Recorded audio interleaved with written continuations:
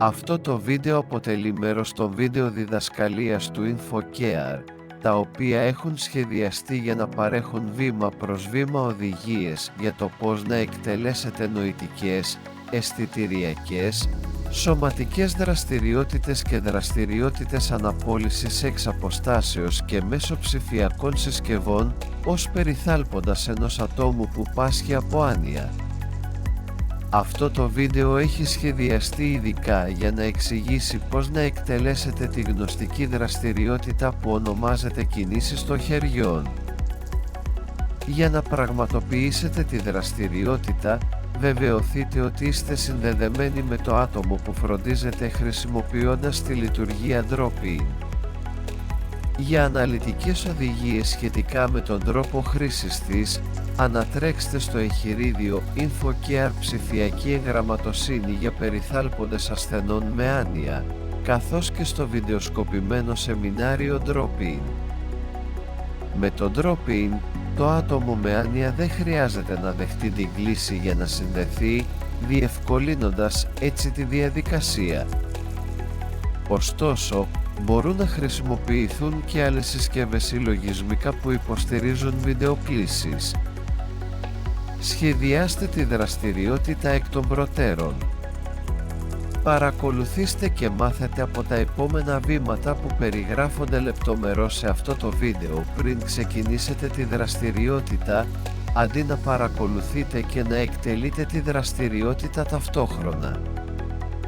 Προσπαθήστε να διατηρήσετε ένα σταθερό πρόγραμμα και μία ρουτίνα. Επιλέξτε τον καταλληλότερο χρόνο και συχνότητα, ανάλογα με τις ανάγκες του ατόμου, το καθημερινό πρόγραμμα και τη ρουτίνα του κτλ. Ενημερώστε το άτομο για τη δραστηριότητα και το χρονοδιάγραμμα πριν από τη διεξαγωγή της. Όταν είστε συνδεδεμένοι, μπορείτε να ομαλοποιήσετε την αλληλεπίδραση μέσω των συσκευών ξεκινώντας μία συνομιλία, όπως θα κάνατε αν ήσασταν και οι δύο φυσικά παρόντες στο ίδιο δωμάτιο. Χρησιμοποιήστε σύντομες και απλές προτάσεις, θετική και απλή γλώσσα. Κάντε παύσεις και προσαρμόστε το ρυθμό αν χρειάζεται. Καθιερώστε μερικούς απλούς κανόνες και δομήστε τον διάλογο, όπως για παράδειγμα. Ξεκινήστε με «Γεια σου μπαμπά, είμαι ο Γιάννης. Πώς είσαι σήμερα?» Τελείωστε με «Θα σου τηλεφωνήσω, επισκεφτώ αύριο». Αποφύγετε ερωτήσεις που μπορεί να προκαλέσουν απογοήτευση, όπως «Με θυμάσαι?» «Ξέρεις ποιος είμαι?» Να είστε ευέλικτοι και υπομονετικοί. Εάν η δραστηριότητα δεν εξελίσσεται καλά ή το άτομο δεν ενδιαφέρεται, αλλάξτε το θέμα και δημιουργήστε μία ήρεμη ατμόσφαιρα.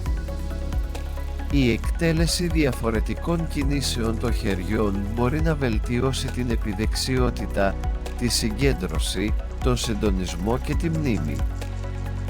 Αυτές οι ασκήσεις μπορούν εύκολα να γίνουν απομακρυσμένα κάνοντας μία κλίση, διαρροπή ή βιντεοκλίση.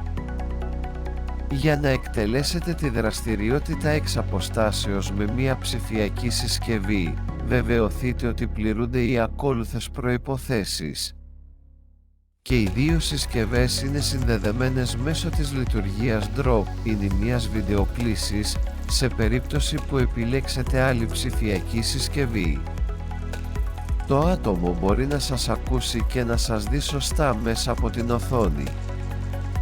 Το άτομο είναι χαλαρό και έχει διάθεση να ασχοληθεί με τη δραστηριότητα. Συμβουλή: εάν το άτομο με άνοια έχει προβλήματα όρασης ή και ακοής, βεβαιωθείτε ότι έχει στα χέρια του τα γυαλιά και τα ακουστικά του.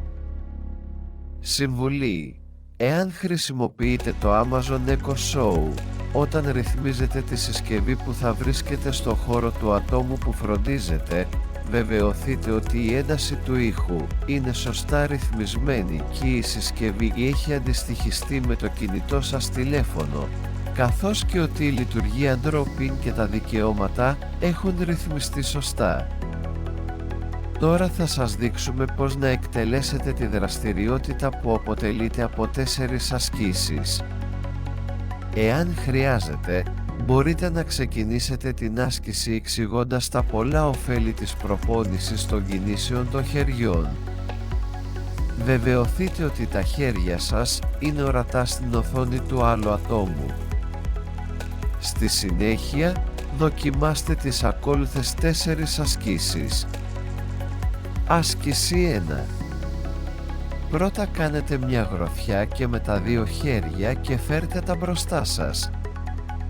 Στη συνέχεια τεντώστε τα δάχτυλά σας μέχρι εκεί που φτάνουν. Στη συνέχεια, επαναφέρετε τα δάχτυλά σας στη θέση χαλαρής γροθιάς. Επαναλάβετε την άσκηση 10 φορές. Αυτή η δραστηριότητα έχει θετικό αντίκτυπο σε συγκέντρωση, μνήμη, συντονισμό και επιδεξιότητα.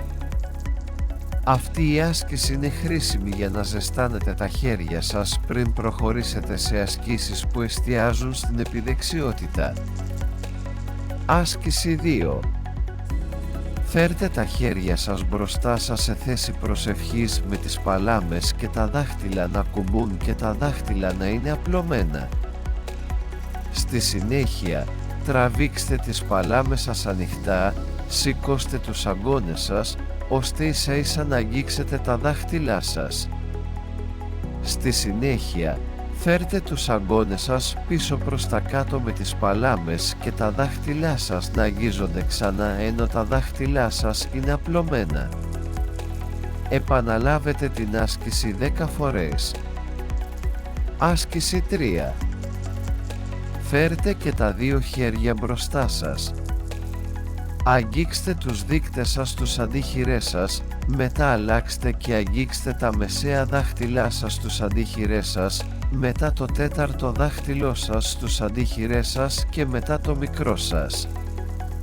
Μετά κάντε το ανάποδο, πρώτα τα μικρά, μετά το 4ο δάχτυλό σας, μετά τα μεσαία δάχτυλά σας και τέλος, αγγίξτε τους δείκτες σας στους αντίχειρές σας.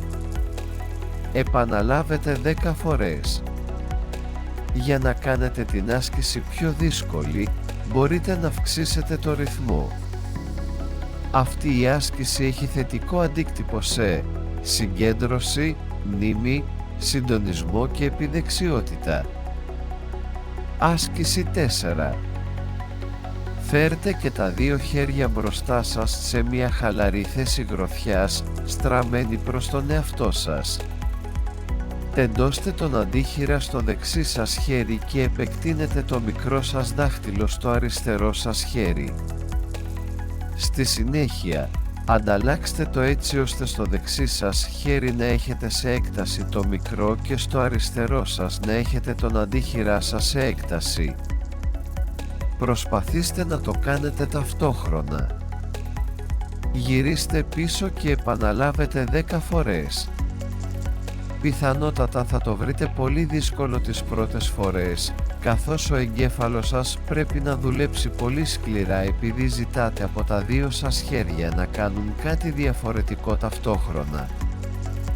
Αυτή η άσκηση έχει θετικό αντίκτυπο σε συγκέντρωση, μνήμη, συντονισμό και στη δημιουργία καινούριων συνδέσμων στον εγκέφαλο.